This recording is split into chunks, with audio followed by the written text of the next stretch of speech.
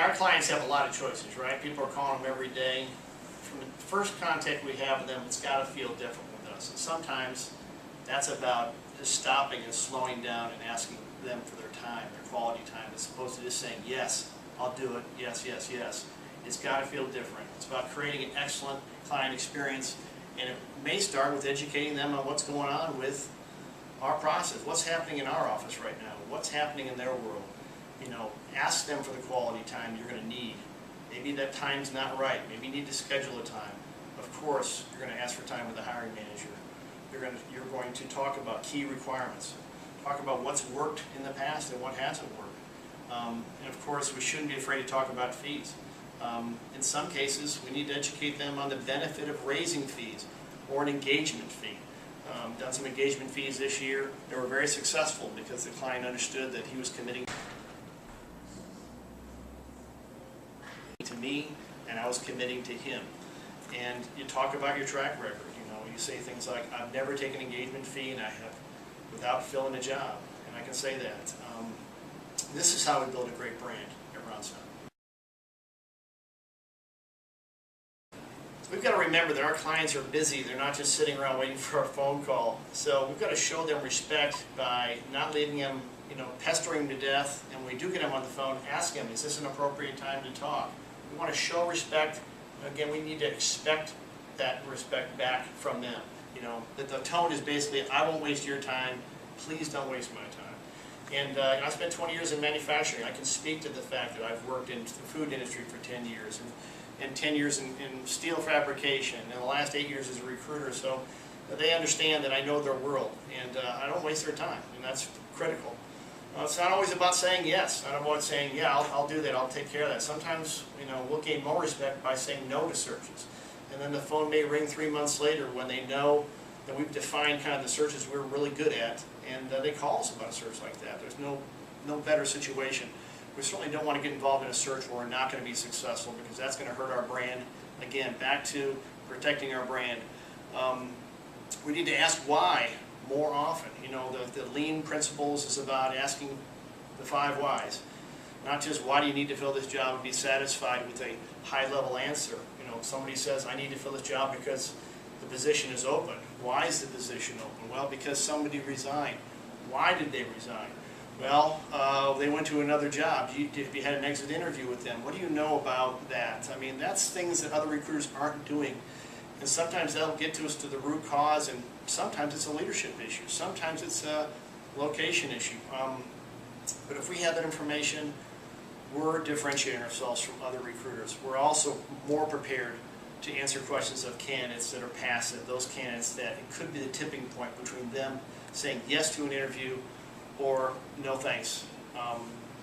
So that can be a difference maker for us as recruiters.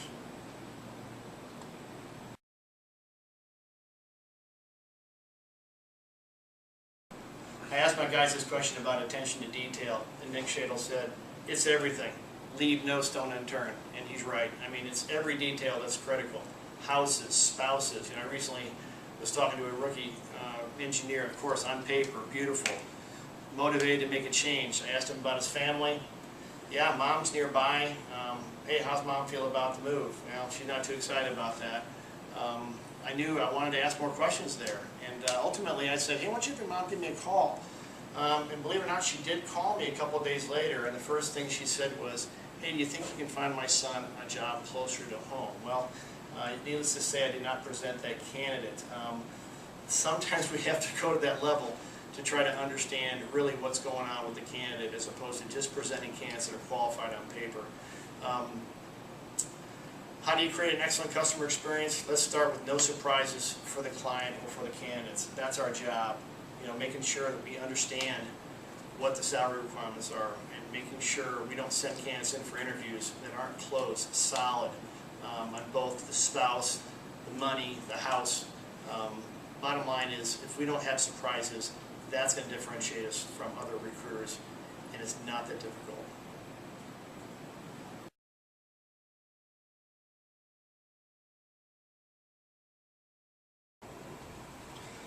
That would be the discipline to prepare. Bobby Knight said that Many people have the will to win, but few people have the will to prepare to win. And I can say for myself that that's been a struggle. I like the activity, but sometimes I don't want to take the time to do what's necessary, and that's the planning. And if I see any common theme among the team, that's our struggle. So, hey, we all know this, and next week one of the things we're going to do as a team is we're all working on our individual goals for 2012 right now. Not just financial goals, but personal goals. What we're going to do on a daily basis, not just activity, but how the activity builds to how much money we want to make. How about our physical life, our spiritual life? All those things are important. And we'll critique those one at a time. The guys will critique mine. I'm looking forward to just telling these guys, give it to me. I can't grow if you don't tell me how I'm doing as your leader. So I'm excited about it, about encouraging these guys and them encouraging me. We've got a really great team here, guys that care about each other. And that's powerful. I'm looking forward to 2012.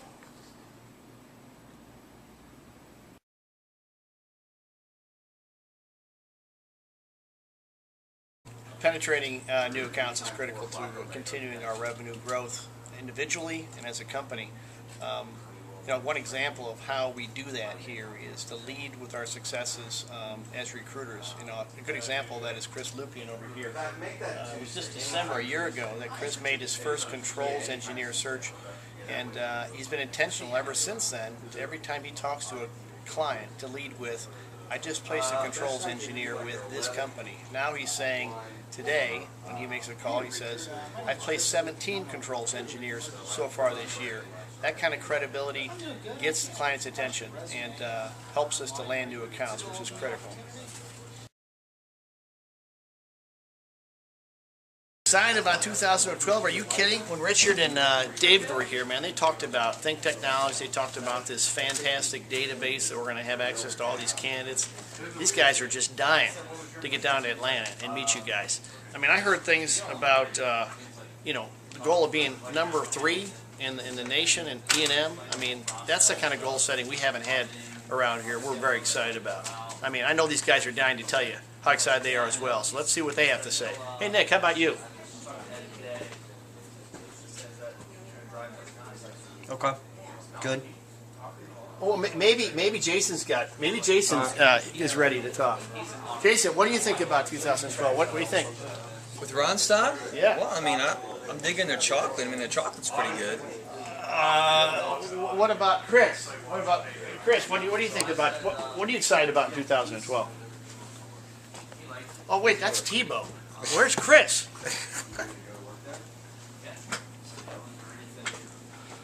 How about Lupien? Where's Lupien? We gotta find this guy. It's going to be a great year, and we're looking forward to things to come.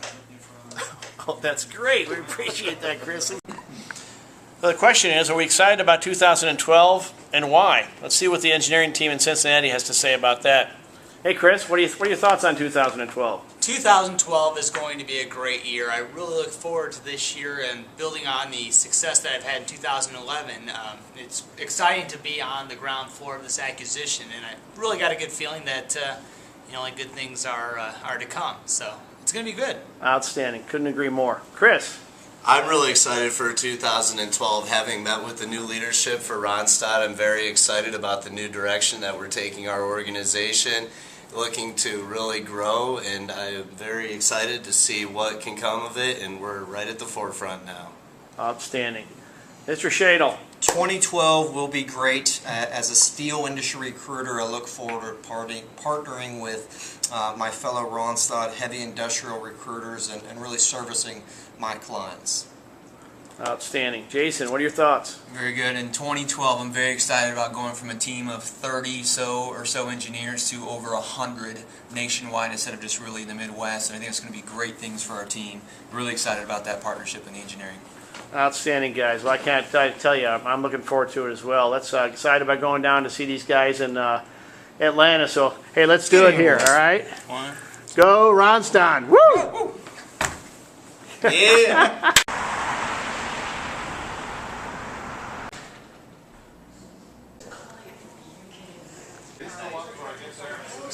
You're just going to have to really, I can only tell you so much What's up? that interests you, but for the most part, else. Get out of here.